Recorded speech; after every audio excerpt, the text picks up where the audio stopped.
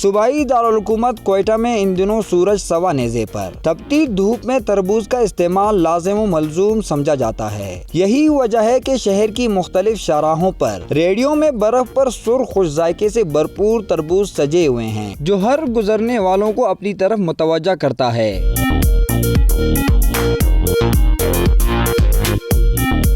कुदरत के अनमोल तोहफों में तरबूज भी किसी नेमत से कम नहीं। शहरी कहते हैं कि शदीद गर्मी में ठंडा ठंडा तरबूज खाकर दिली सुकून मिलता है। तरबूज बहुत पसंद है और गर्मी के लिहाज से अच्छा भी है, तो इसलिए बच्चे की फरमाइश पे आया हूँ। दूसरी जानिब तरबूज के कारोबार से वाबस्ता अफराद भी ग्राहकों की तवज्जो हासिल करने के लिए खूबसूरत अंदाज में सुर्ख रसीले तरबूज रेडियो में सजाए हुए हैं। प्लेट 30 वाला भी है, 50 वाला भी है। आदमी खाते हैं, एंजॉय करते हैं सर।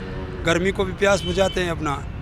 या पानी का कमी है, इधर खुश्क इलाका है, प्यास लगती है, ठंडी चीज़ खाते हैं। तिब्बी माहिरीन शदीद गर्मी में तरबूज के ज़्यादा से ज़्यादा इस्तेमाल का मशवरा देते हैं, जिससे इंसानी जिस्म को मुख्तलिफ फ़वाइद मुयस्सर आते हैं। कैमरामैन आमिर हुसैन के साथ फजल तवाब, 92 न्यूज़, कोयटा।